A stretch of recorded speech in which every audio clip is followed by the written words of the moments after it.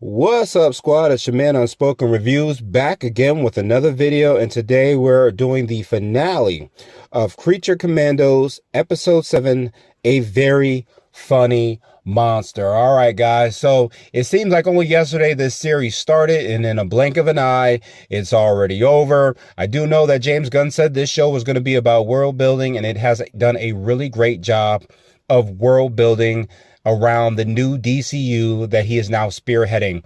And I have to say, overall, my excitement for this show and my anticipation for this show has been very high. With each passing episode, I was a little more excited. It has done a great job of keeping me engaged, keeping me guessing, and I have been excited to see these characters and seeing this world open up in a manner that is going to bring us about to the new Superman film that's supposed to be coming out in July, if I'm not mistaken. Someone let me know if I got the wrong date.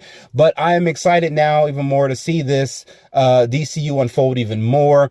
I will say I was not exactly happy with the way the finale happened with this series. I wasn't exactly happy with the way it ended. I will get into that as we get on with the review.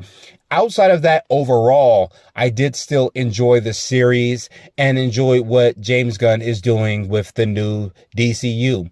All right, guys, so as we know, this is the finale. A lot of the storylines now come to a head here in this episode, and this episode is also centered around Nina McCurdsky, who is also a member of the Creature Commandos. We haven't really gotten a chance to really see her story or backstory, and in this episode we do get that. It's a very tragic story. Just like the rest of the Commandos, they all have these stories where they have been subjected to situations that have placed them in the most tense outcomes, where they have been forced to either hurt people or people have taken advantage of them, and that's how they find themselves in these precarious situations. All right, guys, so this episode does start with Nina's birth. It seems that she is born to a human mother and father, and she is very well human herself. She is born, however, her lungs are born on the outside of her body, clearly a birth defect. See that her father, Dr. McCurdsky, who is a renowned bioengineerist, I believe, or a biochemist. Someone let me know for sure if I've got it wrong, but he is very well known in the community, and I believe in Star City, if I'm correct. After finding out some information later on down the episode, we'll circle back around to that later on down the line. But it seems after she's born, while the mother is very upset to see the birth defect, we see the father, Dr. McCurdsky, he still loves her. You can see that he's still excited. He even names the child right away, despite the fact that her lungs are born on the outside. It's a birth defect. It does not stop him from feeling the love that he has for his daughter. I was a little worried when they said his name was Dr. McCurdsky. I was wondering if his history had something to do, like his background had something to do with the way she was born. Clearly, that's not the case.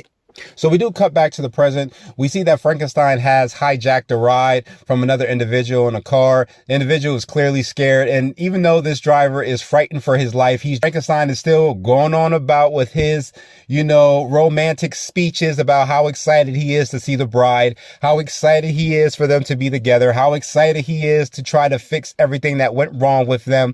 And, it's just so funny seeing him in just such a beta male state, such a simp male state, where he wants so bad to get this woman back, even though she wants absolutely nothing to do with him. So we do cut to the Commandos. They do arrive to the castle, and Nina is questioning everything about what they're about to do. She doesn't think that the actions they are taking are necessary and that there might be something that they are missing. However, neither the bride or Phosphorus care. They are just interested in trying to stop the princess in order to save the world, per what they've heard from Cersei and what Waller has ordered them to do. Also, if they fail the mission, they'll be killed, or they'll be in jail even longer, or subjected to more punishment, which they do understand. So they really want this to go through, although we do see that Nina is still a little hesitant about. Does manage to get inside the castle. They do manage to scale like a high rise and get in through what looks like a window and get a drop on the security, trying to find an easy way in to get at the princess, or the easiest way with less security. And we see that they do find some footage of something, but they can't exactly identify what it is. And it seems the princess has brought somewhat of her own monster, but we'll get back to that. Very interesting that this character was in this part of the story.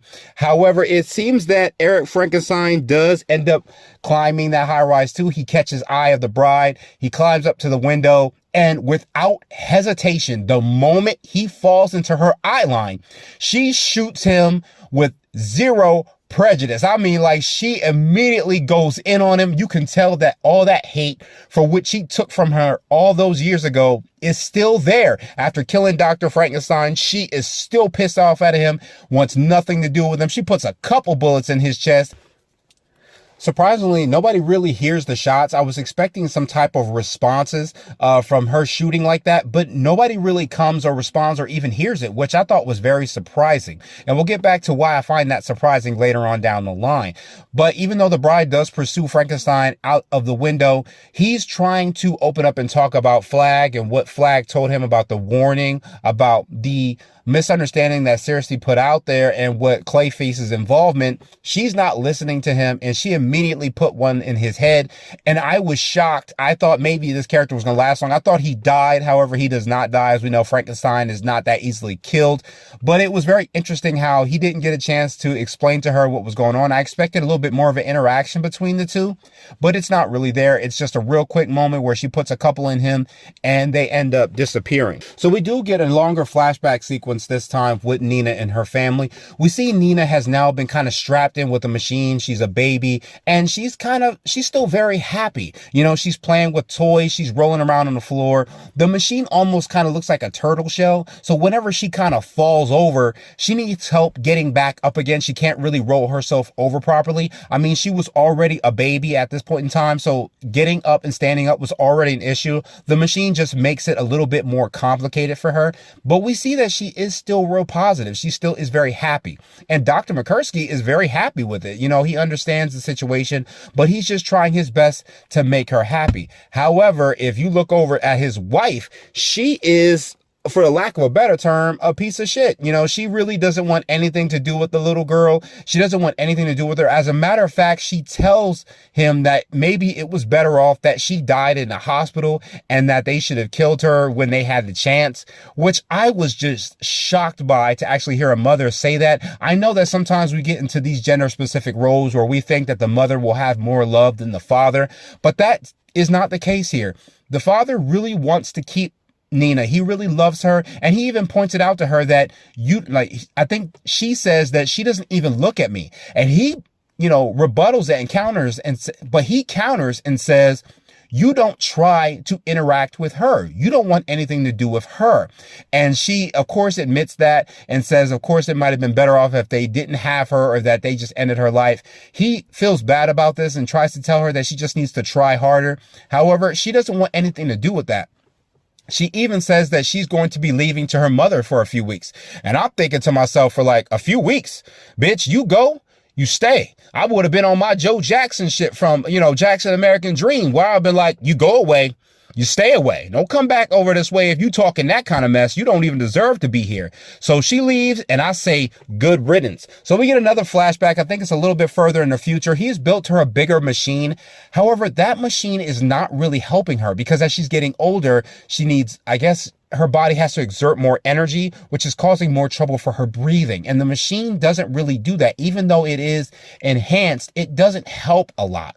And we see as they're walking to the park, she's just struggling to breathe. You know, we didn't get a chance to see how kids interact with her at all at this point in time, but we see that she is having some hard times. So the doc does come up with an idea of introducing somewhat of a difference in genetics and uses fish DNA in order to help, you know, maybe help her a little bit with her lungs and maybe fix her lung situation. Feeling like maybe introducing that with her condition may help her breathe a lot better.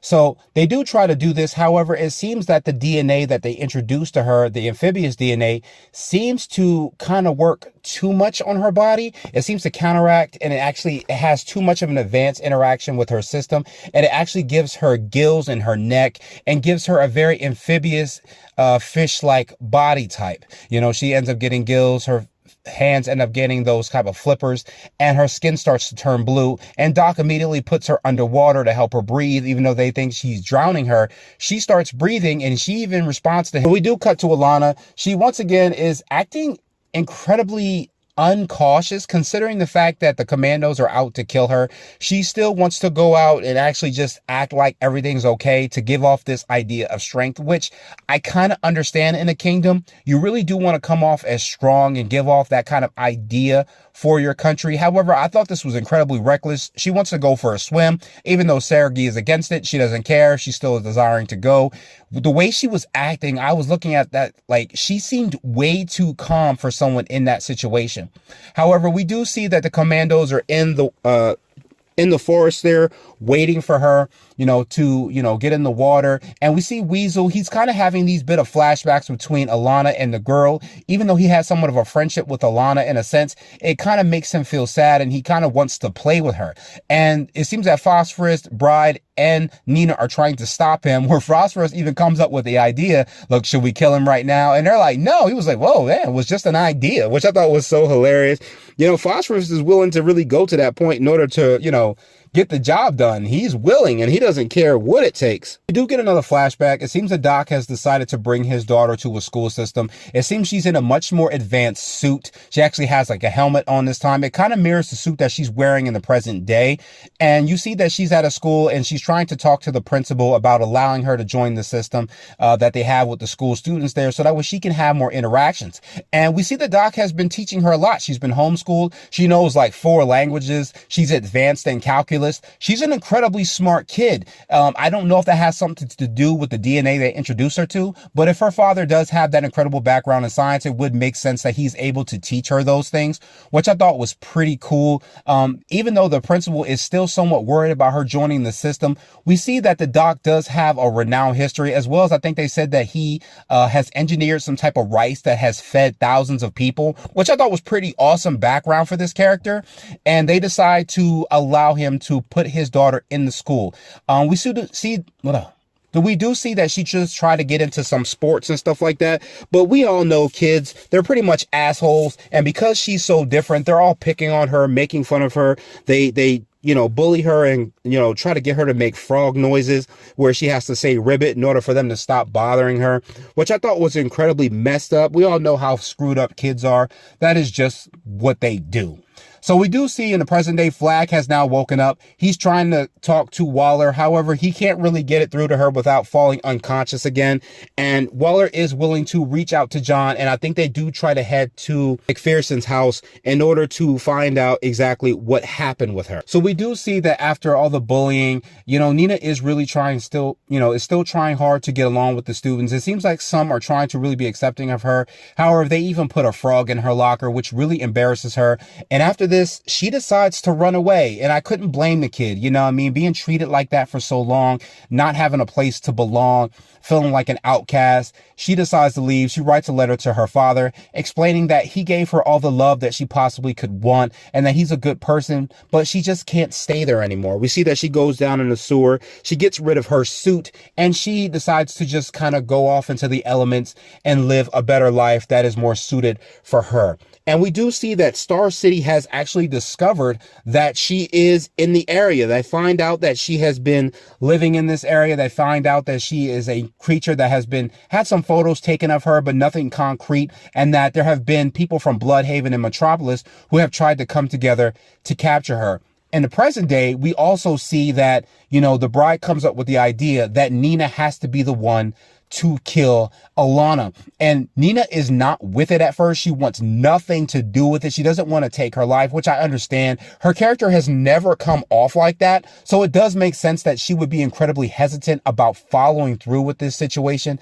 However, they do convince her that in order to save the world, it's something that she has to do. And as she's thinking about how she was treated in the past by human beings, she decides that as she is a monster, best that she behave like a monster. And we do get some more from the flashback. It seems that the, people who were trying to hunt Nina do end up finding her. They do end up capturing her. And we do see that at the same time, Dr. McCursky has found out about this on the news and tries to get down there to intervene and explain the situation. And once again, this is something with this show where we have the most dim-witted cops I have ever seen. I mean, we know some dim-witted cops in real life, but this show has done a great job of showing how dumb the police are in this universe. You know, he's really trying to get through and explain that she has to be in water in order to survive. She's going to die if she's out of water for too long. He's trying to push past the police. They're not letting him through, and he forces his way through and tries to get to Nina. And as he's talking to her and tells her it's not her fault, that she's a good person, she doesn't deserve any of this, a police officer just shoots him. And I was completely lost as to why that happened. I didn't understand. The man did not have a firearm. He did not raise a weapon at anyone. I don't know if this is just because of the past and police were more stupid. Maybe it was just because it was in Star City and they have different laws. I have no idea. But they shot dude for no freaking reason, which was even more messed up because he was trying to intervene to help her so that she would survive. But what's more messed up, as they open up the tank or open up the cage, she has a tank of water in there. So either way, she was going to be okay. She just was going to be put into place. And I just didn't understand the point of shooting her. Another thing was that I was expecting a moment where she was going to cut loose, maybe attack everyone. Like, I think Waller said that if you put her in water, it's a different story. I was expecting some kind of hydrokinesis from this moment, but none of that happened. She didn't freak out or anything. She just cries. They close the door and then they just drive off. I was just really lost at this moment. Now, at the same time, Waller and John do go to McPherson's house and they are able to realize that if Cersei has lied about this, then they could be creating World War III. And they do find McPherson's body and find her dead. Waller does try to contact them to let them know that their mission was not supposed to happen. However, we are too late. Nina does try to kill Alanna, but because Weasel decides to try to get out to Alanna, he ruins the situation. Alanna is able to respond to Nina and she manages to kill her. She stabs her multiple times.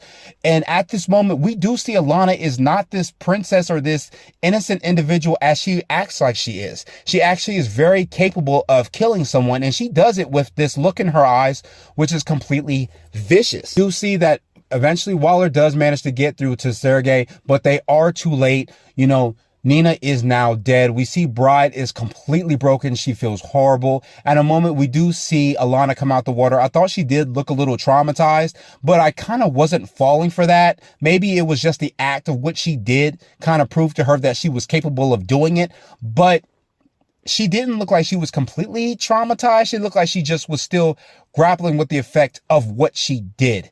However, we do see that afterwards, it's kind of messed up that, you know, Sergei and the soldiers are treating Weasel like a hero for saving Alana's life, which I thought was complete bullshit. You know, he pretty much put them at risk. You know, he ends up biting Phosphorus and we see Phosphorus is wounded. I thought maybe he would kind of heal rapidly. He doesn't. You know, once he's wounded, he's wounded. And you know what I mean? And it's still messed up because now Nina is dead. And, you know, we see Bride is still grappling with that effect. She's having a hard time accepting her death and exactly what Nina did to her. So the Bride does decide to confront Nina, and we do see that Cersei wasn't exactly wrong, and her powers of clairvoyancy was actually on point. What I mean by that is that we actually find out that the monster that we saw in the security footage earlier was actually Clayface, and Clayface was actually employed by Alanna, not Cersei. It turns out the McPherson that we saw who actually told Waller and confirmed her clairvoyance powers was the McPherson that was the real McPherson. And that Alanna actually sent Clayface to impersonate and kill McPherson in order to throw Flag off the trail so that he would, you know, it was just kind of like this weird backward convoluted story where, you know, they were supposed to use the Commandos as a way of making it look like their actions were warranted, I guess, going up against Palekistan or going against the rest of the world. However, because they were able to figure out what happened and because Flag was so blindsided, she was able to use Clayface to prove her innocence. It was a really messed up situation, but all in all, it seems that Alanna is not this innocent princess. As a matter of fact, she was trying to pretty much take over the world. She actually had this idea, and the Bride has actually come to get revenge, not for what she plans on doing with destroying the world, but because of her killing Nina. And we do see that Alana does try to go for a gun. However, Bride does end up getting the upper hand and manages to put one square through her forehead. And nobody hears the shot. Nobody responds. The Commandos end up leaving the castle quickly. And I thought it was really interesting that we didn't actually get a response for how they dealt with her death. However, the Bride does end up telling Waller about the situation. And she does, pretty much reward her and reward the rest of the Commandos with their own wing and bell rep. They have their own area. We see Phosphorus there. We see the Weasel there. We also see She-Bat there. There was also another character in the background. Someone let me know who that is. I didn't know who that was. But we also get King Shark. He was also there as well. And I thought it was pretty interesting how they decide to keep the Creature Commandos going. And we also get to see that Frankenstein is still alive, freaking weirdo. And he still believes that the Bride really loves him and that she didn't mean anything that she did at that moment. We see he's with another gypsy woman and he still believes that she still loves him no matter what. So that was the end of the episode, guys. Not a really great episode in my opinion. I felt like there was just a very lack of attention given to Nina Mikursky. I understand that this was an origin story for her. However, I did not like the way it ended for her. I thought it was kind of dumb the way that it didn't really give her a really good send off. She didn't really get a chance to cut loose. I thought maybe she kind of had some hydrokinesis powers, but she didn't have none of that. She could just swim underwater. And I was just kind of like, that is dumb. But the way she died was really kind of messed up. The life she went through was really kind of messed up. And we don't get to see any more from her character. We do understand she is more of the heart of the Commandos, but it was really kind of messed up that she died the way she did. And we didn't really get a resolution for certain things. We didn't get a chance to see how Flag heals from his wounds. We didn't get a chance to really see how the Palikistan Nation does with Alana being dead. We didn't get a chance to see anything more of the Queen. We didn't really get a chance to see Cersei's reaction to finding out how they responded to her vision. We didn't get a chance to see anything more with Clayface and how he dealt with him getting involved with Alana. There was just some kind of things I felt weren't really tied off correctly. They weren't really wrapped up right way. However, all in all, I still enjoyed the series. The episode was kind of meh for me. It just didn't wrap it up the way I expected it to. I do understand this series was all about world building. That's fine. I just was expecting a little more with the ending. All in all, I did like the episode. I wouldn't put it at the top. I actually would say that it was kind of the weakest of the series, in my opinion. That's just my opinion. I just was expecting more of kind of like a textbook blowout as far as what the episode is concerned. Something amazing, some pretty good fight scenes. We didn't really get that. It was just kind of an emotional ending.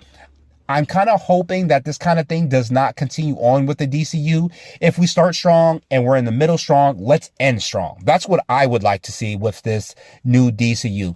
But all in all, guys, that was my review of this episode. If you guys had your favorite moments of the episode, let me know down in the comments. Subscribe, like the video, and I will catch you guys in the next one.